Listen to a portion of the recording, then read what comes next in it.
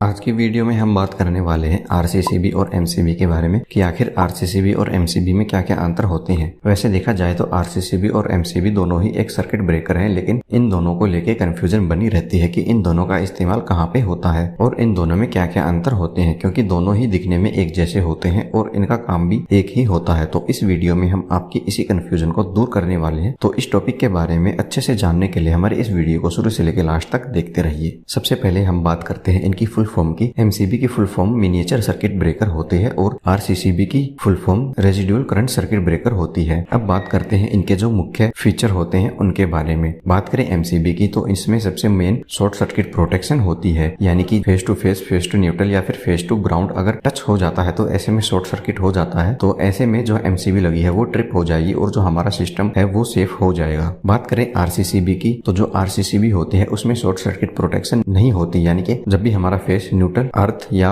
Ground के साथ short हो जाता है तो ऐसे में आरसीसीबी ट्रिप नहीं होगी। अब बात करें ओवरलोड प्रोटेक्शन की तो मान लेते हैं हमारे पास एक 10 एम्पियर की एमसीबी है और अगर उसमें से 11 या 12 एम्पियर करंट फ्लो करने लगा है तो थोड़ी देर बाद ही एमसीबी ट्रिप हो जाएगी, क्योंकि एमसीबी में ओवरलोड प्रोटेक्शन दी गई होती है। और आरसीसीबी की बात की जाए तो इसमें ओवरलोड प्रोटेक्शन भी नहीं दी जाती, यानी कि आरसीसीबी की रेटिंग से अगर उसमें ज्यादा करंट फ्लो करेगा तो ऐसे में आरसीसीबी ट्रिप नहीं करेगी। मान लेते हैं हमारी आरसीसीबी 63 एम्पियर की है तो उसमें से 64 या 65 एम्पियर करंट फ्लो कर रहा है, तो ऐसे में वो ट्रिप नहीं होने वाली है। आरसीसीबी की ट्रिपिंग देखी जाए तो वो मिली एम्पियर में होती है। इसके केस में 30 मिली एम्पियर से 100 मिली एम्पियर तक की आरसीसीबी हमें मिलती है, लेकिन ये लोड पे काम नहीं करती। मान लो हमारा जो फेस है उसके और न्यूट्रल दोनों के बीच का डिफरेंस अगर 30 मिली एम्पियर है और आरसीसीबी की रेटिंग भी 30 मिली एम्पियर की है, तो फेस और न्यूट्रल के बीच का जो डिफरेंस है वो आरसीसीबी की रेटिंग जितना ही हो जाता है। तो ऐसे केस में हमारी जो आरसीसीबी होती है वो ट्रिप हो जाएगी। इसका मतलब ये हुआ कि जो आरसीसीबी होती है वो लीकेज करंट के ऊपर डिपेंड करती है। हमारा लीकेज करंट इसकी रेटिंग से ज्यादा हुआ तो आरसीसीबी ट्रिप हो जाएगी।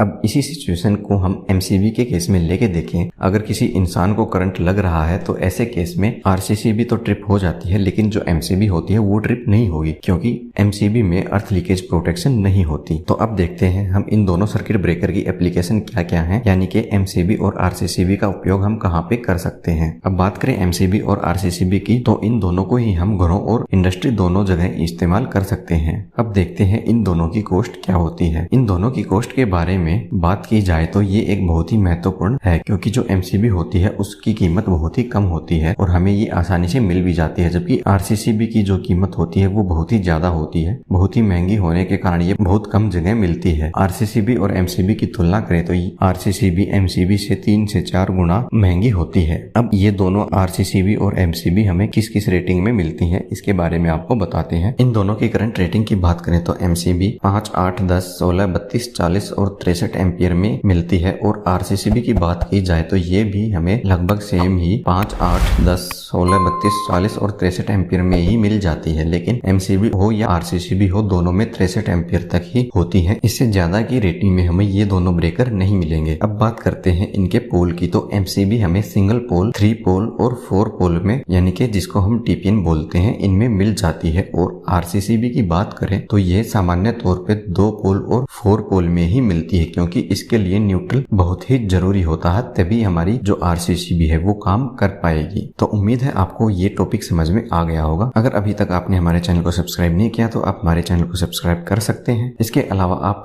हिंदी में इलेक्ट्रिकल से जुड़े हुए आर्टिकल पढ़ने के लिए आप हमारी वेबसाइट को भी विजिट कर सकते हैं।